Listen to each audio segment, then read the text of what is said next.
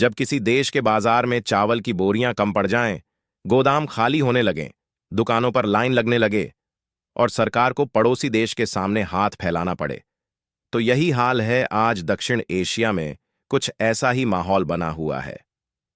बांग्लादेश एक ऐसा देश जहां चावल सिर्फ खाना नहीं, जिंदगी है।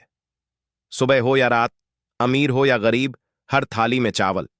लेकिन जब मौसम बिगड़ जाए, बाढ़ खेतों को डुबो दे और घरेलू उत्पादन कम हो जाए, तब वही देश परेशान हो जाता है। बांग्लादेश के बाजारों में कीमतें बढ़ने लगती हैं। आम आदमी की जेब पर सीधा असर पड़ता है। सरकार पर दबाव बढ़ता है। लोग सवाल पूछने लगते हैं, चावल इतना महंगा क्यों? सरकार क्या कर रही है? और फिर नजर जाती है भारत की तरफ। भारत दुनिया का सबसे बड़ा चावल निर्यातक। गोदाम भरे हुए, उत्पादन मजबूत, सप्लाई चेन तैयार। ऐसे में बांग्लादेश की तरफ से आवाज आती है, भारत, हमें चावल चाहिए, हमारी मदद करो। ये कोई फिल्मी डायलॉग नहीं है। ये हकीकत है कि जब भी बांग्लादेश में कमी आती है, सबसे पहले दरवाजा भारत का खटखटाया जाता है, क्योंकि दूरी कम है, भरोसा है और सप्लाई जल्दी पहुंच सकती है। भारत के लिए भी ये सिर्फ व्यापार नहीं है, ये पड़ोसी का सवाल है, कूटनीति का सवाल है। अगर भारत मदद करता है तो रिश्ते मजबूत होते हैं। अगर रोक लगाता है तो बाजार में हलचल मचती है। अब जरा पाकिस्तान को भी सुन लीजिए। पाकिस्तान कहता है, पहले तो बांग्लादेश हमसे चावल लेता था, हमारा बासमती मशहूर था, अब भारत से क्यों ले रहा है? ये बात सिर्फ व्यापार की नहीं, इज्जत और प्रभाव की भी है। पाकिस्तान का बासमती अंतर्राष्ट्रीय बाजार में नाम कमा चुका है, लेकिन पिछले कुछ सालों में वहां की अर्थव्यवस्था कमजोर हुई है। बाढ़ ने फसलें बर्बाद कीं, महंगाई बढ़ी, उत्पादन पर असर पड़ा। जब खुद के हालात कमजोर हों तो बड़े पैमाने पर सप्लाई देना आसान नहीं होता। इधर भारत की स्थिति अलग है।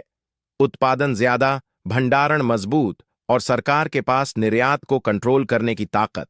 लेकिन कहानी इतनी सीधी भी नहीं है। भारत के अंदर भी सरकार को संतुलन बनाना पड़ता है। अगर ज्यादा चावल बाहर भेज दिया तो घरेलू कीमतें बढ़ सकती हैं। अगर निर्यात रोक दिया तो अंतर्राष्ट्रीय बाजार नाराज हो सकता है। तो भारत क्या करता है? भारत सोच समझकर फैसला लेता है। कभी सीमित मात्रा में निर्यात की अनुमति, कभी सरकार से सरकार डील, कभी खास देशों के लिए विशेष छूट।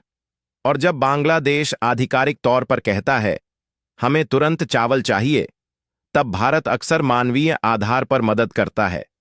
अब जरा उस दृश्य की कल्पना कीजिए। ढाका के बाजार में दुकानदार कह रहा है, चावल कम है, दाम बढ़ गए हैं। सरकार की बैठक चल रही है। अधिकारी कह रहे हैं, जल्दी से आयात का इंतजाम कीजिए। दिल्ली में फाइल खुलती है, प्रस्ताव आता है, बातचीत होती है और फिर फैसला होता है। इतनी मात्रा में चावल भेजा जाएगा। कुछ ही हफ्तों में ट्रक, ट्रेन या जहाज के जरिए चावल बांग्लादेश पहुंचता है। बाजार थोड़ा शांत होता है, कीमतें स्थिर होती हैं, सरकार राहत की सांस लेती है। लेकिन इस पूरी कहानी में पाकिस्तान चुप नहीं बैठता। वह कहता है, हम भी चावल पैदा करते हैं, हमारा बासमती बेहतर है, हमसे क्यों नहीं? असल में यहां मुकाबला सिर्फ अनाज का नहीं है, ये प्रभाव का मुकाबला है। कौन दक्षिण एशिया में ज्यादा भरोसेमंद सप्लायर है? कौन संकट के वक्त आगे आता है? भारत इस मौके को सिर्फ व्यापार नहीं बल्कि रणनीति की तरह देखता है। अगर पड़ोसी देश संकट में है और आप मदद करते हैं तो भरोसा बढ़ता है। यही सॉफ्ट पावर है। लेकिन पाकिस्तान की मजबूरी अलग है। उसे विदेशी मुद्रा चाहिए। वह चाहता है कि उसका चावल ज्यादा बिके। लेकिन जब घरेलू हालात कमजोर हों, उत्पादन प्रभावित हो, तो बड़े वादे करना मुश्किल हो जाता है। अब सवाल यह है, क्या बांग्लादेश सच में तड़प रहा है? देखिए, तड़प शब्द भावनात्मक है, लेकिन हां, जब किसी देश में खाद्यान्न की कमी होती है तो हालात गंभीर हो जाते हैं। चावल वहां सिर्फ खाना नहीं, सामाजिक स्थिरता का आधार है। अगर कीमतें बहुत बढ़ जाएं तो असंतोष बढ़ सकता है।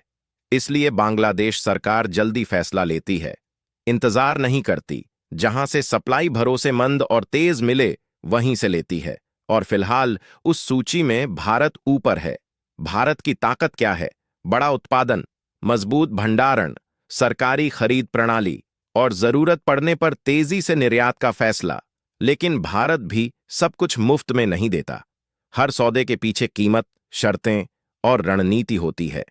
अब आप सोचिए, एक साधारण सा चावल का दाना, लेकिन उसके पीछे 3 देशों की राजनीति, अर्थव्यवस्था और कूटनीति जुड़ी हुई है। बांग्लादेश कह रहा है, हमें स्थिर सप्लाई चाहिए। भारत कह रहा है, पहले अपने देश की थाली सुरक्षित, फिर निर्यात। पाकिस्तान कह रहा है, हम भी खिलाड़ी हैं, हमें नजरअंदाज मत करो। ये मुकाबला तलवार का नहीं है, ये मुकाबला अनाज का है। और आने वाले समय में शायद यही सबसे बड़ी ताकत बनेगा। जो देश अपने लोगों को खिलाने के साथ साथ दूसरों को भी खिला सके, वही मजबूत माना जाएगा। तो अगली बार जब आप अपनी प्लेट में चावल देखें, तो समझिए कि ये सिर्फ खाना नहीं है, ये रणनीति है, ये संबंध है, ये दक्षिण एशिया की राजनीति का सफेद, छोटा लेकिन बेहद ताकतवर दाना है। कहानी अभी खत्म नहीं हुई है। मौसम बदल रहा है, जलवायु अनिश्चित है। अगर उत्पादन घटा तो फिर वही सवाल उठेगा, किसके पास भंडार है, कौन किसे देगा, किस शर्त पर देगा। और तब फिर आवाज आएगी, भारत, हमें चावल चाहिए। और दुनिया देखेगी कि इस बार फैसला क्या होता है। तो वीडियो पसंद आए हो तो वीडियो को लाइक और चैनल को सब्सक्राइब जरूर करें।